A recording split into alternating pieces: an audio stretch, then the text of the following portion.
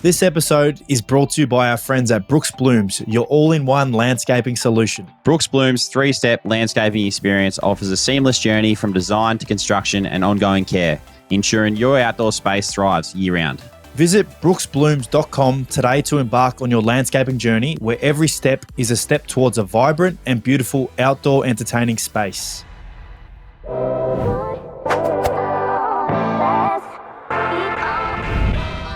G'day everyone, back for another episode of the Ads and Dunks podcast. As always, my name is Adam, and with me, my best mate, my nemesis, my villain, the guy that beat me on the weekend.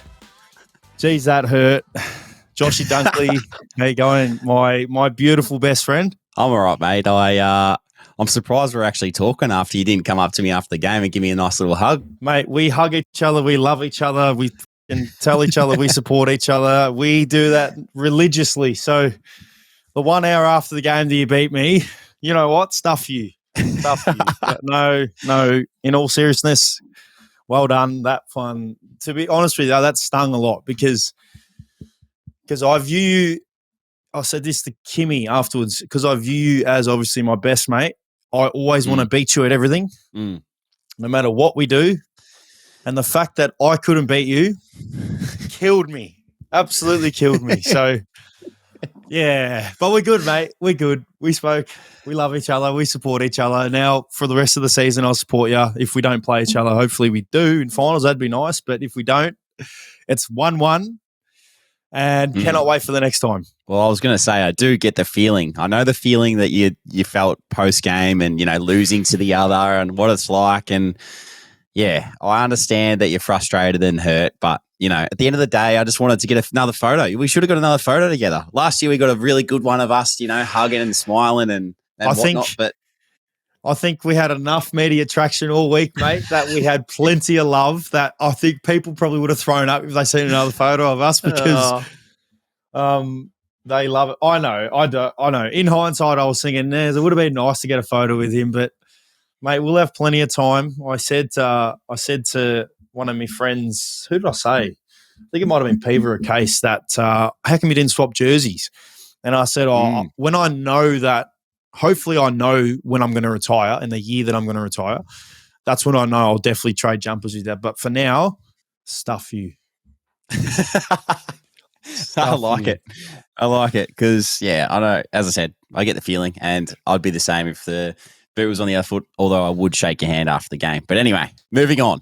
We did get it done. It was a good week for us. Obviously not so good for you boys, but it was fun out there. I was thinking, in the warm-up, I'm warming up. I'm like, shit, Adsy's at the other end of the ground here. I wonder what he's doing. I looked up and I just watched you for a little bit, while we're warming up, and it's just funny. You're just kicking in pairs, or I don't know what you were doing, but you were there, and I was just in the game and stuff. You were chirping me that hard, and I just gave you nothing back because I knew that you would try and do that and just get me in my own little headspace. Didn't work. Didn't work. And again, individually, obviously, you guys had some standouts, Lockie Neal and Hippie, probably the two main ones, but your game was unreal up close to watch. And something that I probably didn't appreciate as much. Well, I did. I definitely appreciated your leadership and your communication from a teammate point of view, but playing against you, I know last year was a little bit different for you because first game against Bulldogs, I know that feeling. It's hard when you come up against your old side, but this year, that was probably the biggest standout for me. You were the main communicator out there, especially on defense for your teammates, centre bounce, stoppage stuff. Your voice was always heard, and it was that's actually pretty cool. I don't get to see that obviously playing against you much now. So the fact that I was able to see that, that was pretty impressive, and can see already how much you've grown, as a player yourself, but now as an opponent. Seeing that up close was pretty cool, because the first couple times we were on each other, at stoppage, for me, I was this is actually pretty cool.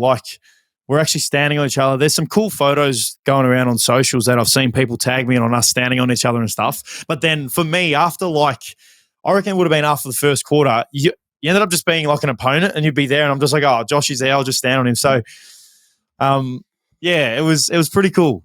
I agree with that. It is.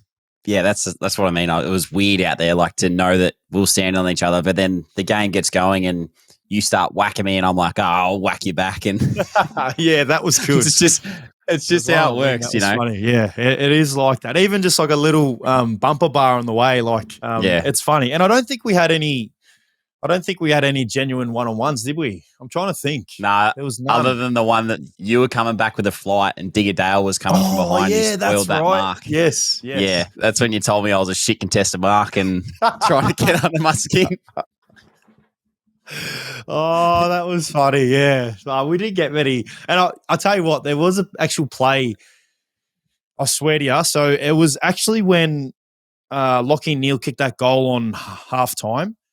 I think I'm sure that you were the one I came coming into the D50 on, and you were standing kind of near me, and you were my direct opponent essentially, but I tried to guard space. But in my head, I was thinking, man, if I let Dunks kick a goal here, firstly, I'm going to freaking cop it because it's right on halftime. Secondly, I'm going to be furious. So, yeah, I made sure that you weren't going to kick that goal on me, because there was a couple of times when we were in D50 when I was on you and you were on me. So no doubt you were probably thinking the same thing. For sure. It was pretty cool how we both kicked the first couple of goals for each team. The video of me coming back to the centre bounce after I kicked mine and smirking at you, and you just having this real angry straight face. You were just like, no, I think I said, you bastard. You're a bastard.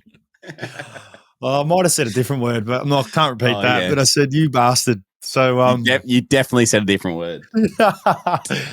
Oh, so funny. It's so funny that the competitive juices just always come out. It does not matter what we're playing at. And when it comes to footy, obviously that's where the height of my competitiveness comes out. And I think as the night wore on, I was, as you probably would have been able to tell clearly, I was getting well and truly more frustrated that we were just not playing well, and you guys were obviously dominating, and that became really frustrating. And by the end, it was far out, let this be over kind of, because we just weren't playing well. But yeah, it's a cool experience. Again, I know afterwards I messaged you the next day and seen a tag that we'll put up, tagged in on one of the social accounts, and I said, one day we'll be able to show our kids, when you hopefully have kids, and tell her how cool this period of our life was. So hopefully there's more footy memories for us going forward. But it was it was a fun weekend. Obviously not a good result wise, but it was a fun weekend. Yeah, it was. And it was nice to see you the night before the game too. Come to yours. You finally cooked me a meal for once in your life. So yeah, it was good. It was good to catch up briefly, but I know I swear I've cooked you one meal before. Maybe I've definitely cooked you a meal. No, you haven't. I came to your house and cooked you a meal. I think that was when I was injured though, right? Yeah, but I still did it. That's true. You did come and cook me a meal. Was my meal good, by the way? Yeah, it was beautiful, mate. So for those that want to know, Adzi made a spaghetti bolognese. He slow cooked the bolognese sauce all day. So let's say it was 6 hours. Yep. And then handmade the pasta in his little pasta machine that he has. So it's like you put flour and water? Is that what you do? Well, water is the basic, and then you can do other versions of the pasta, but that's the basic pasta you get. And then garlic and cheese bread, which was sensational. I reckon I had double what you had in that. You did. and then we went through Yochi on the way back to the hotel, which was awesome. We did. It was good. It's always great seeing you, and I'll be able to see you again soon next week, because I think you're in Brisbane, aren't you? Not this week, the following week, because we got to buy. No. We're in Adelaide, but we come back. We come back Saturday, I think. Yep. Well, we'll plan that out. But no, it was a good week. It was good. Other than that, how was before we get into footy, how's your last few days been, I suppose? We travelled back Saturday midday after doing a clinic, actually Saturday morning, which was great to see some of the Melbourne supporters down there at the State Netball Hockey Centre. So did that, came back Saturday. I was pretty tired though, because I caught up with Mum early on Saturday morning before she went back home. And so I slept, mate. I would have slept 4 hours that day. And so Saturday night was nothing. Knackered. And then Sunday, obviously, watched the girls play and did a bit of one-on-one coaching myself. So other than that, mate, it was pretty cruisy. Training this week's been relatively normal. Look forward to, Friday night, obviously. That's good. Did you? Where'd you do your clinics? Where'd you say you did it? State Netball Hockey Centre. Was it? Was that always planned, or was that like a last minute thing? No, it was planned. Okay. Yeah. So there would have been, mate, there was heaps of people there, probably 1,000 people there, to be fair.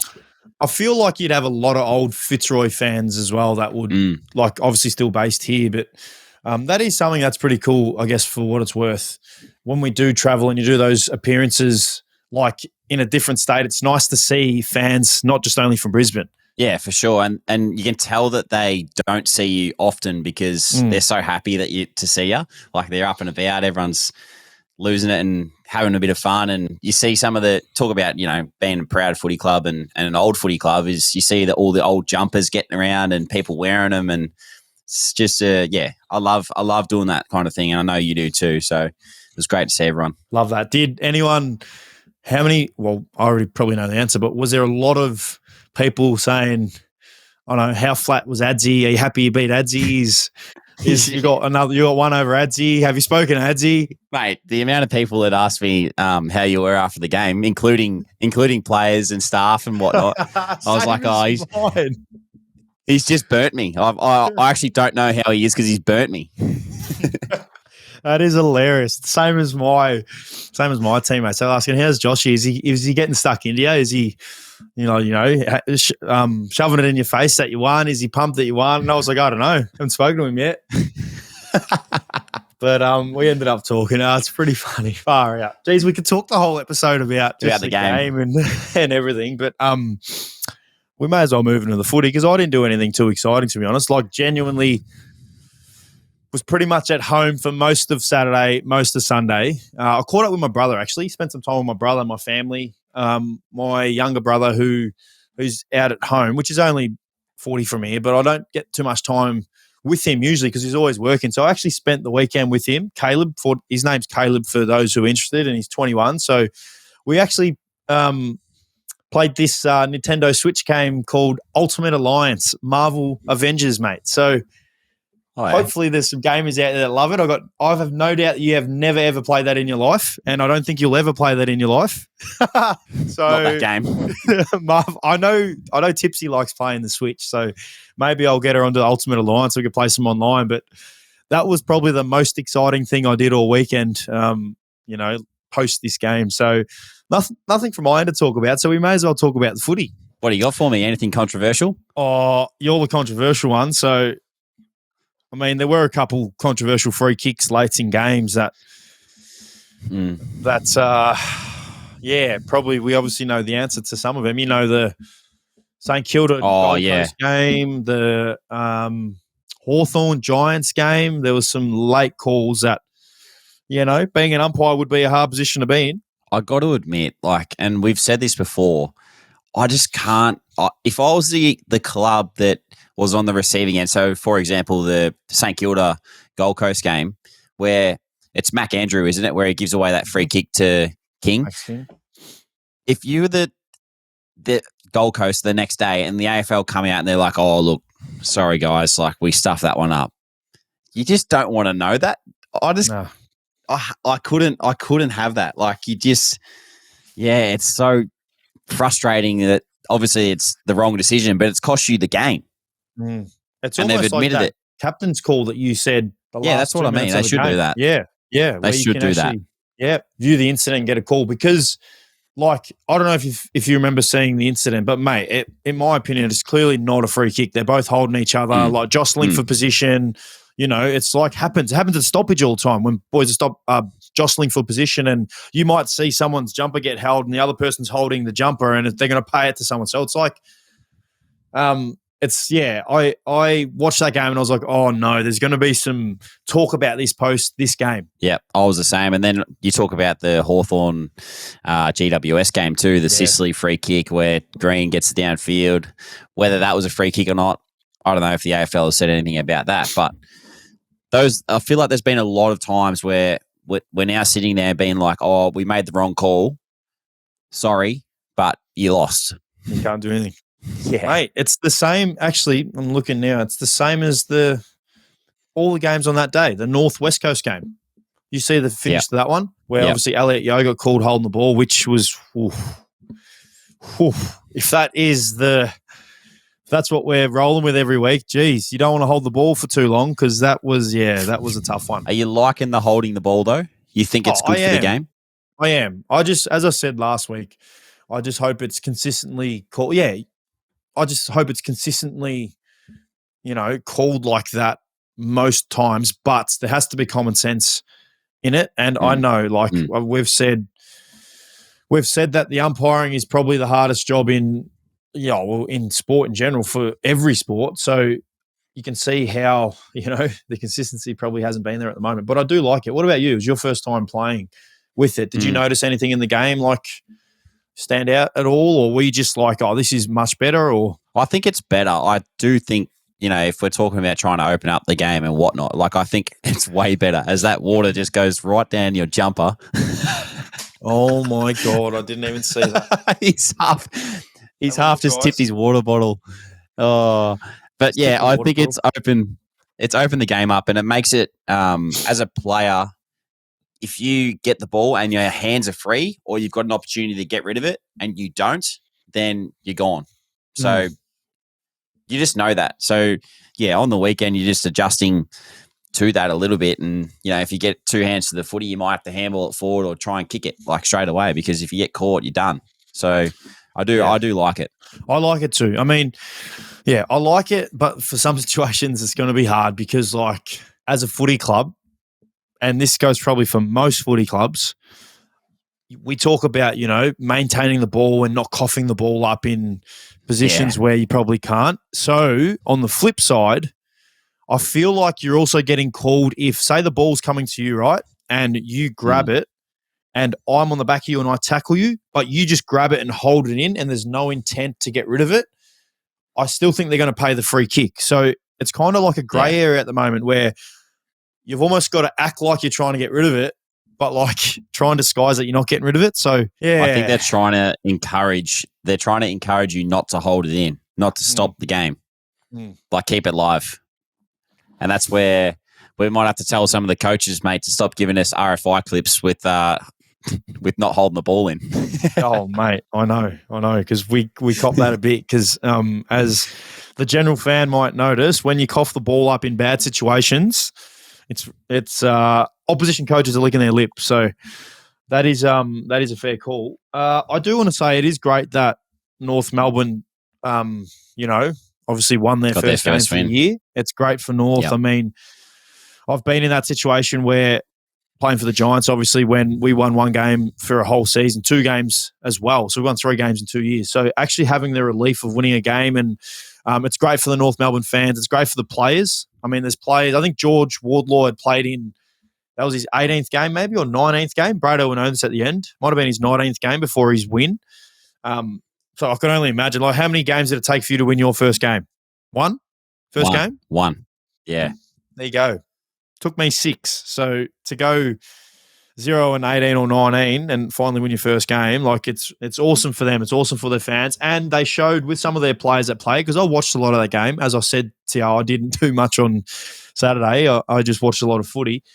They got some nice players. I mean, Elder U's obviously a gun. I think Wardlaw is going to be a future captain for them. He looks like a really good player. Jai Simpkin, I felt like was back to his best, played some really good footy. I think one of the most underrated players in the AFL, purely because, he's playing for a team that hasn't won many games, is Nick Larkey, who, competes and just represents and does everything you want. And their ruckman, what's his name again? Tristan Cherry, I think you pronounce it. Yeah, Cherry. Yep. Yes. Another guy that fully impressed me as well. Did you see that chase he had on Liam Ryan? I did. Oh. Very impressive, wasn't it? Yeah, oh, mate. So, quick. Yeah, I think awesome for North Melbourne to actually have a win, and hopefully they can get the ball rolling a little bit for him. Yeah, imagine if they start knocking a few teams off. It's crazy. The comp, we're talking off air before we came on. It's just so even. If you drop a game here or there, you could be, I feel like it's going to end up being between almost second or third to 14, 15 is going to be that close. And it might even come down to the last round to settle what it's going to look like. But it's just incredible. I think it's good, though. I think it's exciting for, obviously, the fans, but all of a sudden we're not seeing teams dominate other than Sydney, who are 10-1 or 11-1 now. Yep. You're not seeing teams dominate seasons, which is great. I think on any given day, if you're not up to your best, well, you get beaten by anyone. It's a great point, and that's what you want from a competition. And it gets to a point towards the end of the year where teams that aren't vying for final spots end up going into games, because I've been in this position many times, going into games wanting to knock off teams and, kind of ruin their season. So, yeah, it's an interesting one. I did want to ask you, I wanted to do our own little mid-season awards, because I don't think we've done a mid-season awards yet. I know this is just off the top of my head. So we'll go the Rising Star, Coleman, Brownlow Medal, Premiers. Give us we'll start with the Rising Star. Who do you think is Rising Star? Obviously, no Harley Reid, no Sam Darcy. Yeah. Who do I think's Rising Star? Or could be Rising. Could be someone who hasn't been nominated yet. So who's someone you're thinking? Well, I think one of my teammates, Kai Lohman, he's eligible, isn't he? He's eligible. Mm-hmm. He's playing some really, really good footy. So, but probably being an interstate team doesn't get the publicity that he deserves at times. But he's shifted his game from being, just about kicking goals to now, tackling, pressure, all those little things that we cry out for as teammates, So I think he deserves to be up there. But the obvious one for me is George Wardlaw. I think he's probably number one at the moment. I think Wardlaw as well. I do want to pump up another Brisbane player who we've spoken about, who is a Vivid boy. So I watch out for this kid all the time, Logan Morris, who used to be a Western Bulldogs fan, big Western Bulldogs fan. And I know we've spoken about Logan Morris when he had his debut game. We've spoken about him quite a bit, but watching him again up close, I mean, he's going to be a very good player. He's going to be a star. He is. He is. He's going to be a genuine star. I've said to you, when he first came to the club, he's got like this, I don't want to pump him up too much because he's, he gets up and about, the big fella, but he's got like this aura about him. And the person that reminds me of that I've played with in the past is Aaron Norton. Like they're very similar kind of people, the way they go about things. So yeah, if he can be, similar to Naughty, that'd be huge. He moves well as well for a big guy. I think that's the thing that impressed me the most. I like watching him from afar versus on TV versus actually playing against him. And I don't know what he had stats wise. I don't know. I don't look at that stuff. But just watching him move and the way he goes, mate, looks like he's a real find for you guys. I don't know what pick he went, but geez Louise, there's going to be some teams, after him. Flat that they didn't have him. Yeah, that they didn't have him earlier in the draft, but he's one that was impressive. But anyway, my answer would be George Wardlaw as well. So I think we're both the same there. Coleman medal. Isn't Ben King winning that? Ooh, Curnow and King are both on 38. Jake Waterman, 33. Jesse Hogan, 32. Harry Mackay, 29. Kyle Langford, 28. That's your top five. Oh, I think it's out of Curnow and King. I think King will win it. I do too. I think Ben King will win it as well. He's a real beacon for Gold Coast. When he's up and about, they're hard to beat. So I'm with you. 2 from 2, you and I. This will probably be where it's different. The Brownlow medal. Isaac Heaney, I feel like flying at the moment. Well, I do too, but I feel like Gordon and Warner might steal votes off him. He is a bit of he's a standout though. When he gets going, like he kicks goals, takes good marks, umpires will see that. And I think we all know when there's talk about someone like as an individual player and dominating, like generally, I feel like would go in their favour if it's up to a few of them. That's just my feeling.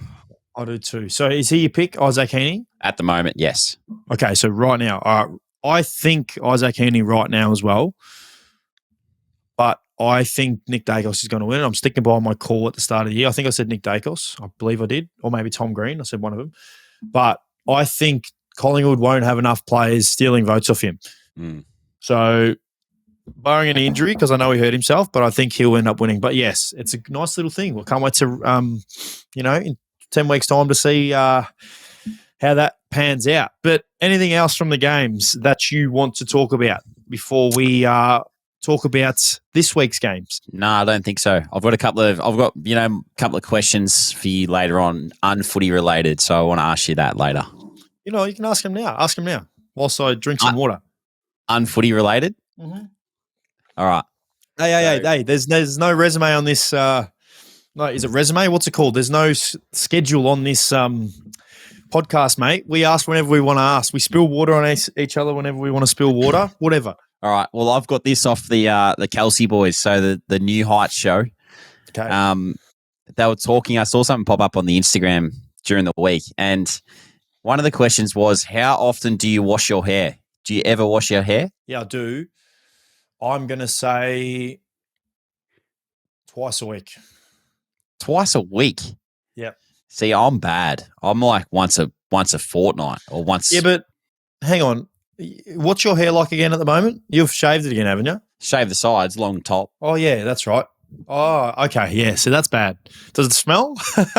Never. I don't even think about it. But the other one, this is the big one for me. So do you wash your hair? But do you wash your feet in the shower? Do you get soap and put it on your feet and scrub it like you do the rest of your body? No. How often do you do that? Probably once a fortnight. You don't. You do not. You don't wash your feet. Hang on. Can I say, wait, no. This is what you do, right, in the shower. And I reckon every male is like this. Every male. Okay.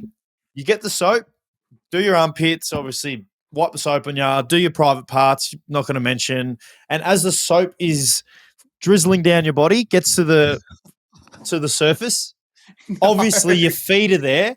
So the soap just washes past the feet into the sink, down the drain you go. So do I wash my feet pretty much every day? No, that's wrong. See, this is what they were arguing about.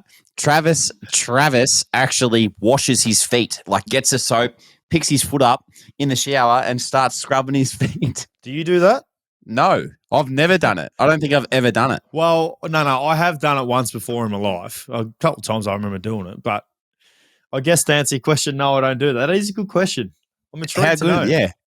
I'm intrigued to know if our listeners wash their feet. Mate, I feel like it's a boy thing. Boys are just blasé. They're just like, oh, whatever. I'll just do the main areas. The armpits, obviously, the bum, the front bum, and then that's it.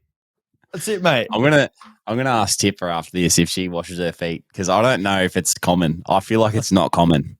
Because I think what you think. I think, as the soap goes down your body, it gets to your feet and it's classified as washing your feet. But do you ever actually stand there and wash your feet? No, I don't.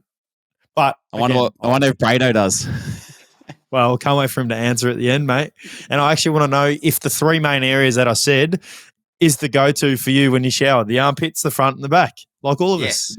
Yeah, definitely. Quick 5-second shower. Do you use the block soap or do you use like shower gel? The hand pump shower gel. Okay.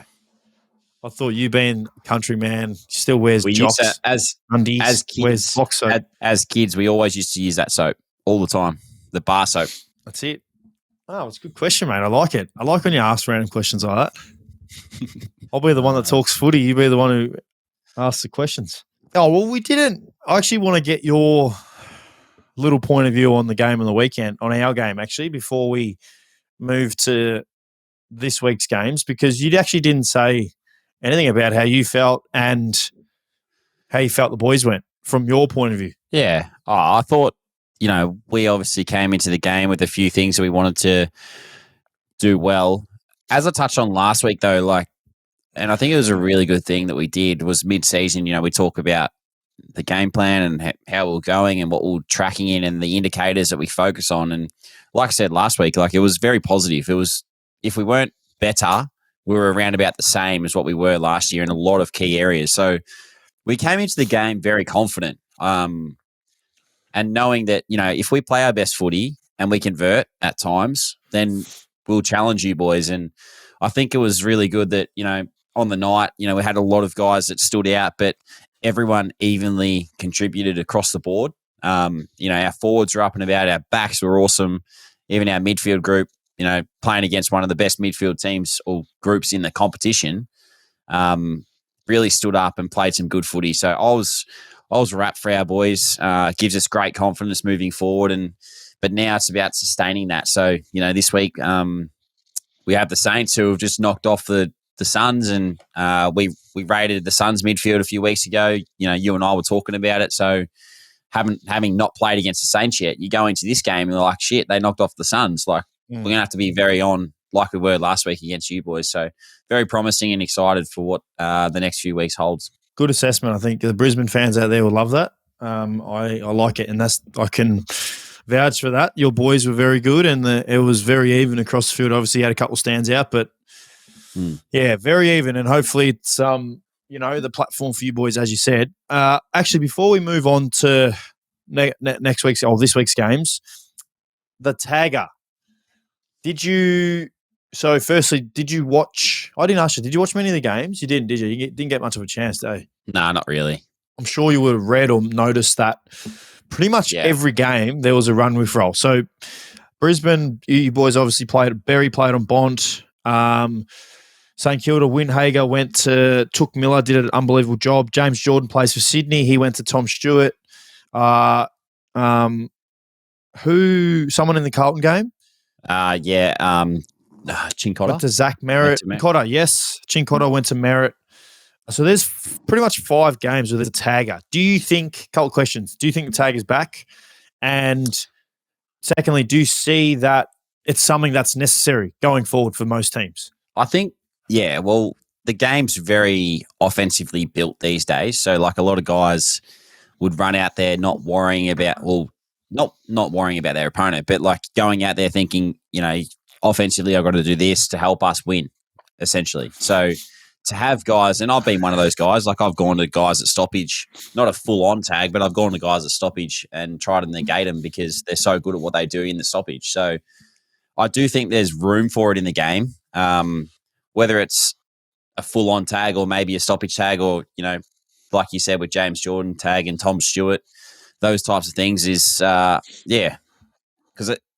you've got to sort of have that. Otherwise, you won't be able to stop these star players in the AFL, and they'll just continue to dominate the way they do. Yeah, no, it's a good assessment. I agree with you. I think it's definitely something that's, I wouldn't say necessarily coming back, because I think the lockdown tag has it's not where it's like I always bring up Ryan Crowley, who, a lot of tagging, he would just purely stop his opponent and not really worry about the ball. I find a lot of these players that I just mentioned, they still try and get the ball. So Windhager, I think, had more footy than Took Miller.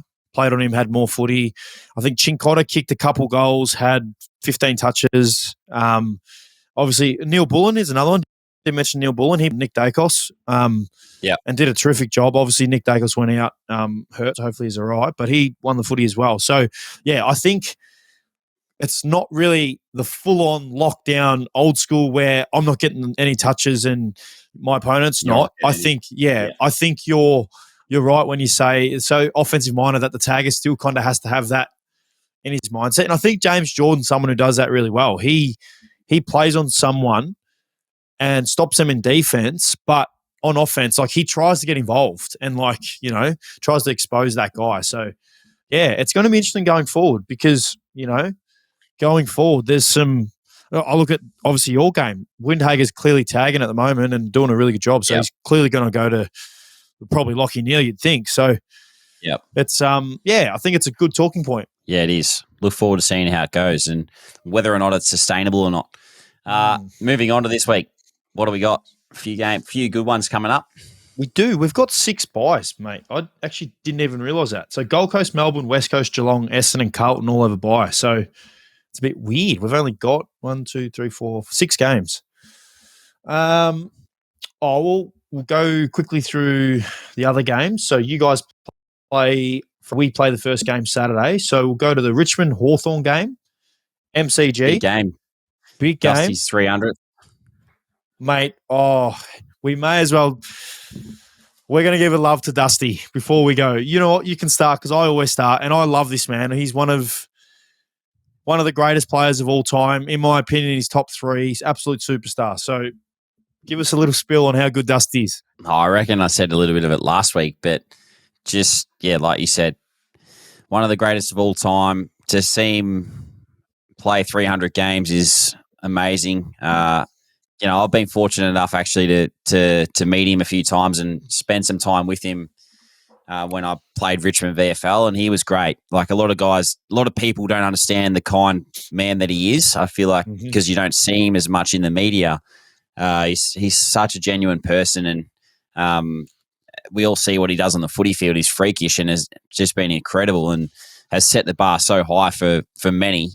But yeah, the person that he is just second to none. So I'm pumped for him. I can't wait to hopefully see that. I'm actually going to back the Tigers against the Hawks on Saturday because I think they'll get it done for Dusty. I love it, mate. And yeah, I reiterate what you said. He's a genuine superstar. And is he, in your mind, if you just think in your mind, top 3 greatest players of all time, is he one of the top 3 in your mind? I think he has to be, mate. He's done it all. He's literally done it all. Yeah, I think, and we've probably said it, but I definitely would have Juddy because Juddy's my favourite player of all time, Gazza, and probably Dusty. And there's a lot of players with disrespect in there, but that's in my generation, my era. Dustin Martin, mate, absolute superstar. So I agree with that. I think Richmond will win for him, but they are coming up against a red-hot team in Hawthorn who we've spoken about, who are now, I think, 6-1, I believe, since they started 0-5. So they are flying, playing a good brand, but I think Richmond as well. Saturday night, Adelaide Oval, Adelaide versus Sydney. Another good game. It's hard to tip against the Swans. It is. But Adelaide at home, they lost last week to Richmond. They're under the pump. Is Rankin back this week? Brado will know at the end, so got no idea. But if Rankin's back, I'll tip him. If he's not, I'm tipping Sydney. I will go Sydney because I want to be different to you. Actually, let me look here.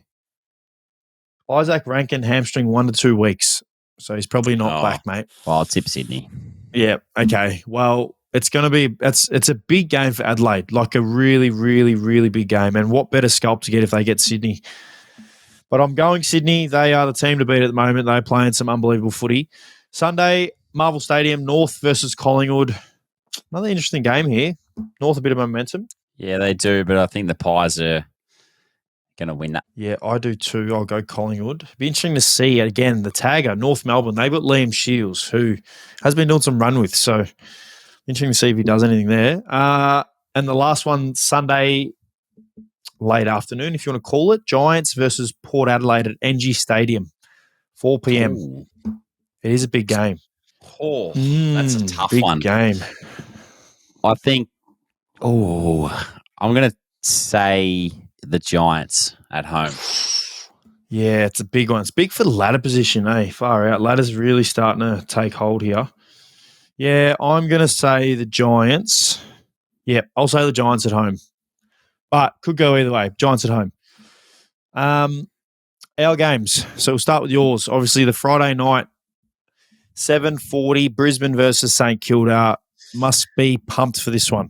Yeah, always pumped for Friday night lights, mate. It's an absolute privilege to play on Friday night. Growing up as a kid, always wanted to play in those games. So to be doing that now is amazing, and I look forward to this challenge. As I said before, the Saints knocked off the Suns, who were going well prior to this week, and so we're fully ready for what they're going to bring, and I'm sure they're going to. There's a few. There may be a few changes. I think there was a couple of injuries, so maybe Big Zeus Cordy lines up for him again. We play against each other, old teammates, premiership teammates too, which is cool.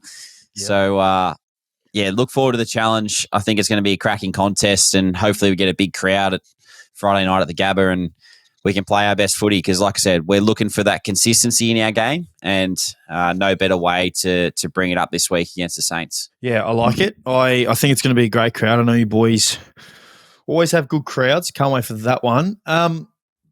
Obviously, there's been a little bit of talk about St Kilda. They're a very defensive-minded team, and that's no surprise really with Ross Lyon under the helm, who's one of the great defensive-minded coaches of all time, in my opinion.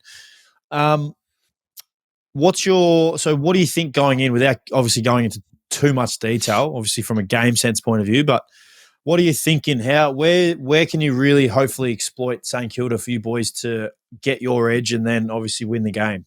Oh, well, where everyone knows we are a very territory-based team. Like if we win the ball, like I said before, at the contest, then lock it in our forward half. We're generally, you get opportunities off that, like every team does. And I think most teams these days, that's their aim, to win the contest and then get it forward and lock it in and hopefully score. So that's no different against the Saints. You touched on they're very defensive-minded. They like to get numbers back quickly. So off turnover and whatnot, you've probably got to assess your options quite carefully because they do get back so quick. So you got to pick your way through them a little bit and challenge their defense and how they're structuring up. So yeah, it is a tough brand to play against because they do get back so quickly that it forces you into almost kicking down the line because of the way they set up. So we're still going to have to take risks, take the game on, and take what the game gives us. I think is a really good summary of what we're going to have to do on Friday night. Yep. I think you nailed that summary. That's, I feel like that is how you beat them. You clearly know that they're going to get numbers back and defend well. So we're keenly watching that. You obviously spoke about taggers before. Do you fully expect Windhager to go to Lachie Neale? I think so. I mean, they didn't do it last year, I don't think. But yeah, last year they sort of had one-on-one matchups where they all came to one of us and sort of just tried to negate us at Marvel last year. But then at the Gabba a few weeks later, because we played them like 6 weeks later, we're doing the same thing this year, which is random, but they just freewheeled and played normally. So it'll be interesting to see what they do.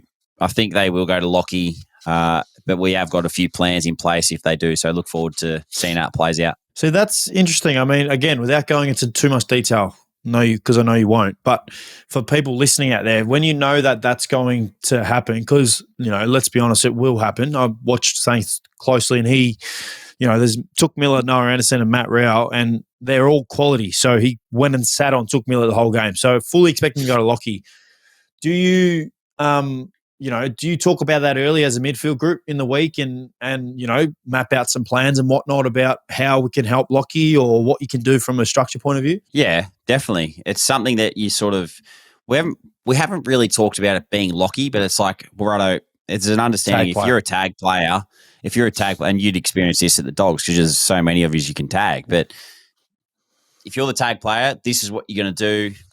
This is how we'll structure up. We're trying to, we'll try and get 2v1s or we'll try and get you in this position so then it gets him out of there or whatever it is and it clears up certain space and whatnot. So it is something that you look at very early in the week after you review last week's game, which we did quite quickly with you boys, and then move on to this week. And straight away you're talking about it. You're watching Vision, you're seeing what he does. How can I help? I'm always thinking about, as a teammate, how can I help?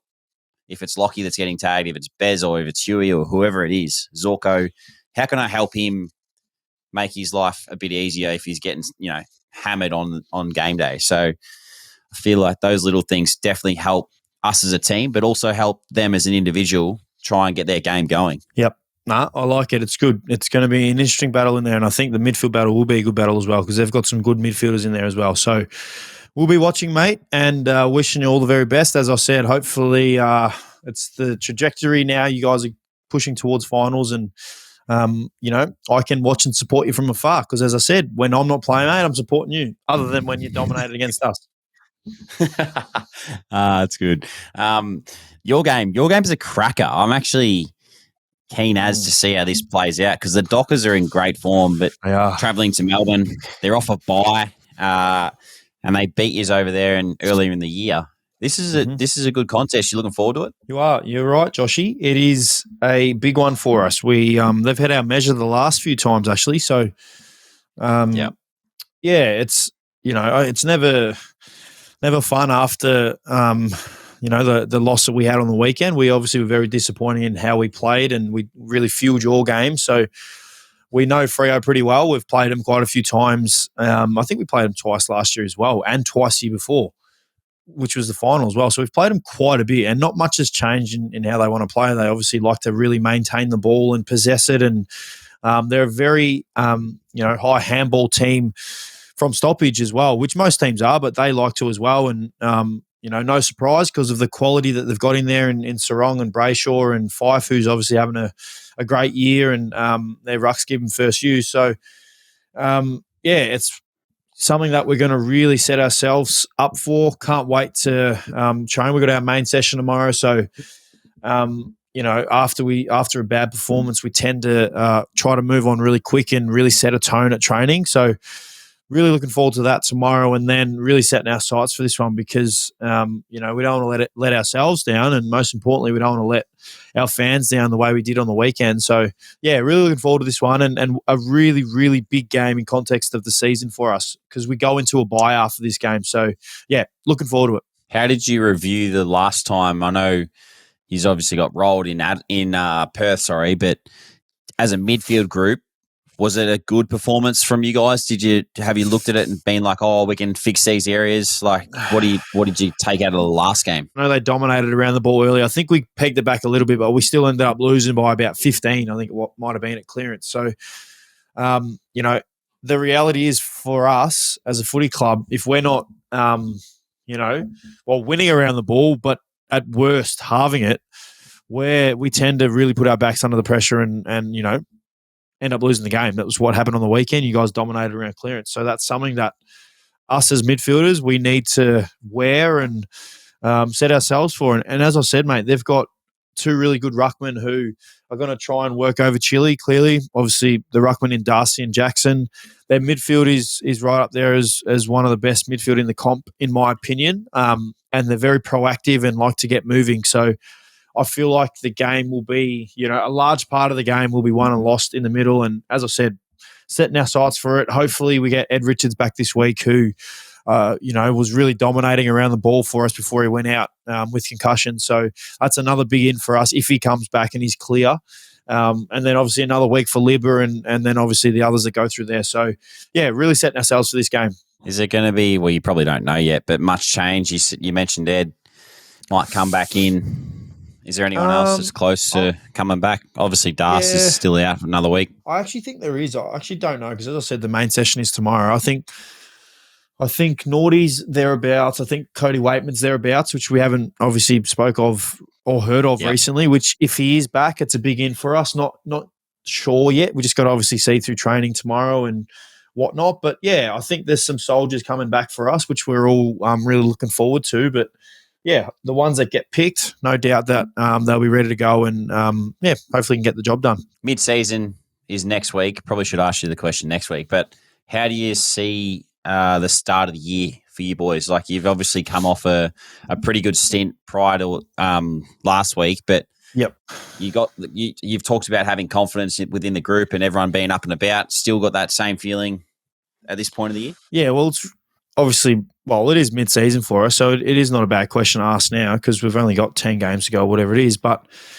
I mean, it's a week's a long time in footy, and you were to ask me this time last week, probably be a different answer. But, all clearly disappointed with how we played. And again, not taking any credit away from you boys. You boys clearly played, how you wanted to play and smashed us, to be quite frank. But I feel like as a whole, when we do play our best, it still gives me great confidence that we can, match it with these sides. And we've shown that. And unfortunately, the last couple of weeks prior to your game that we played, we had some players go down who were obviously mainstay players for us and notable first team players. So that hurt us a lot because you know what it's like. Continuity and, players playing together builds that, cohesion and whatnot. So that's hurt us a little bit. But, I think if we can play to our best, which is a contested brand, the Bulldogs DNA, contested brand,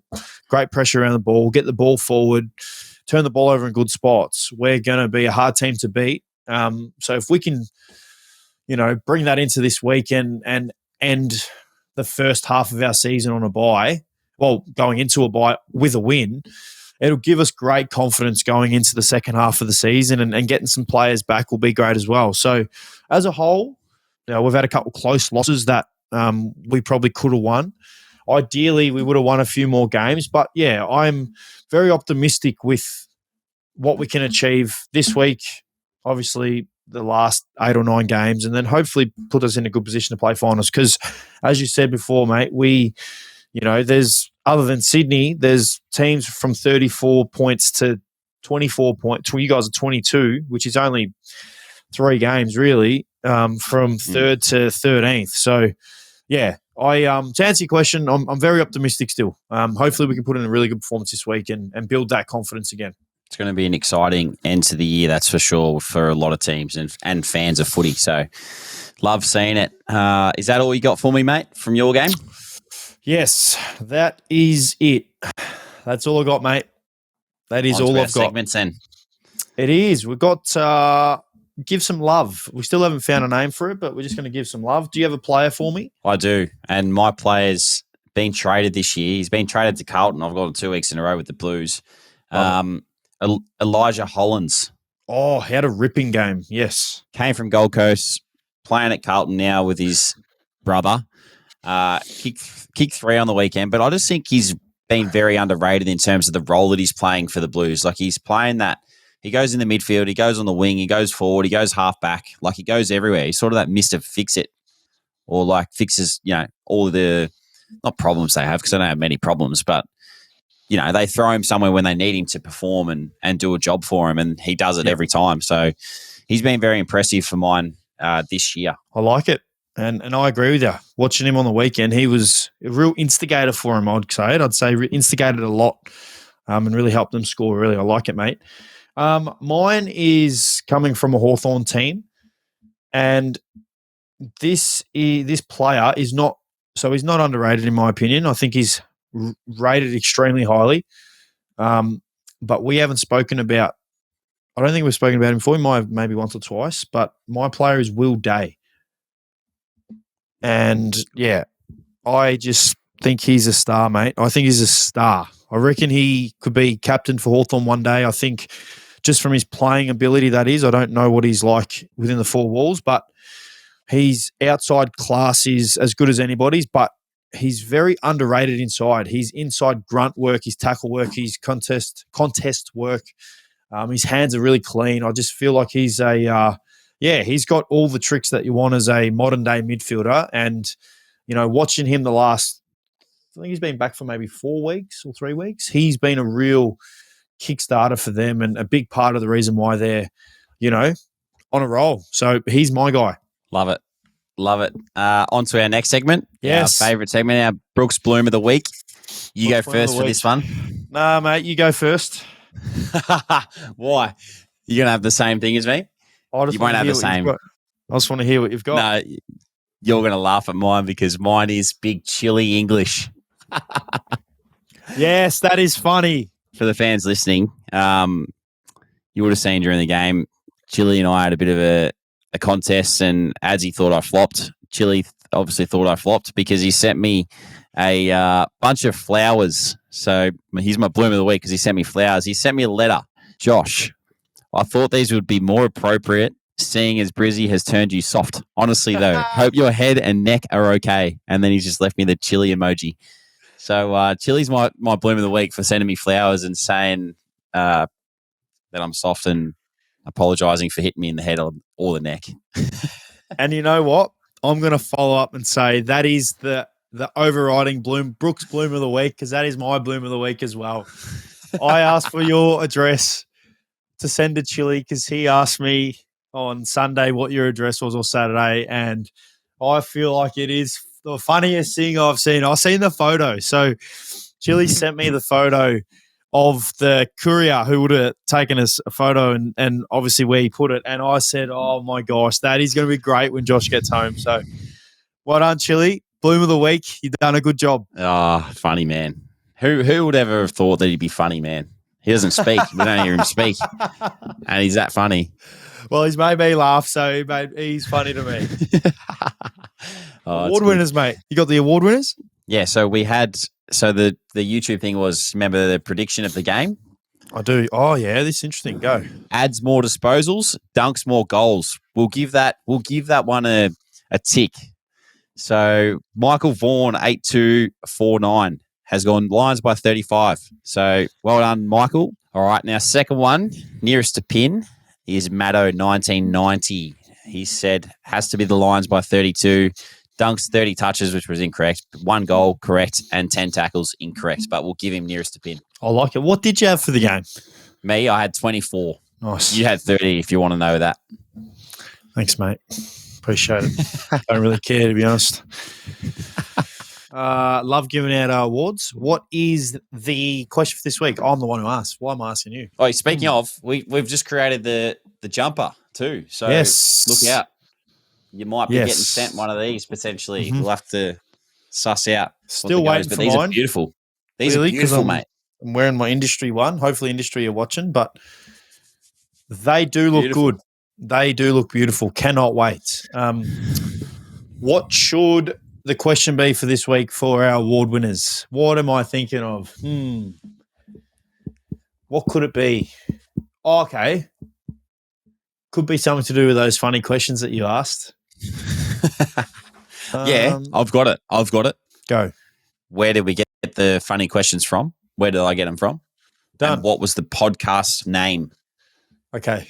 So people are going to have to go out and look at who the podcast was or is and what it's called. People are going to be that pumped because they hopefully will get sent jumpers because those jumpers look unbelievable. Yep. So especially for freezing cold winters down there in Melbourne at the moment. Isn't it 12 degrees for the next week down there? Mate, it has been – so it's 12 degrees right now. It has been 4 degrees the last couple of mornings waking up.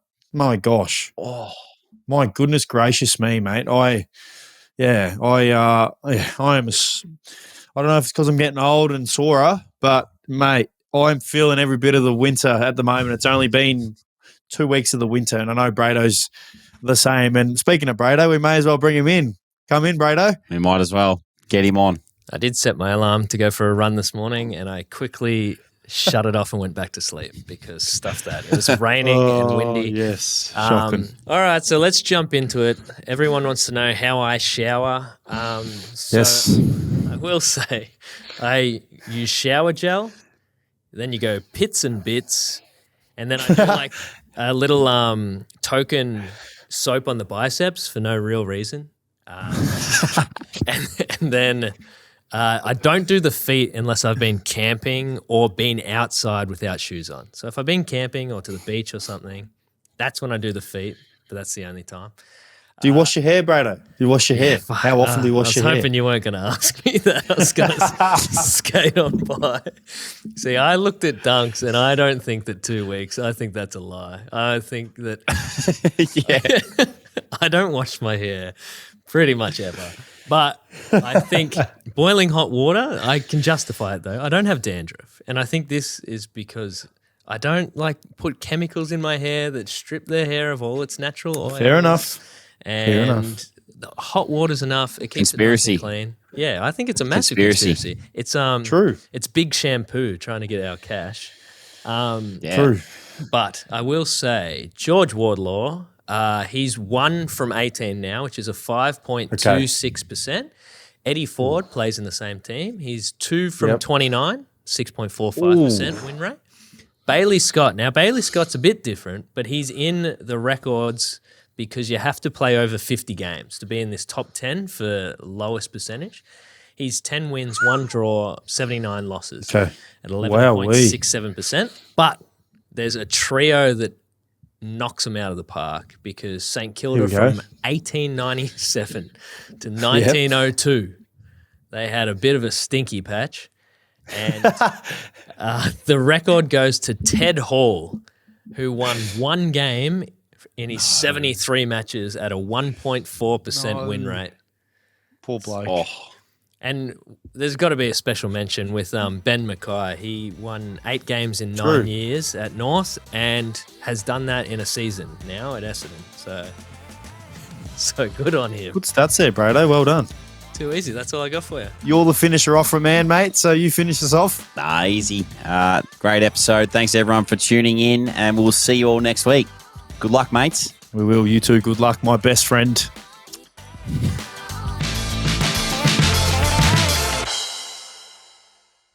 This episode is brought to you by our friends at Brookes Blooms, your all-in-one landscaping solution. Brookes Blooms' 3-step landscaping experience offers a seamless journey from design to construction and ongoing care, ensuring your outdoor space thrives year-round.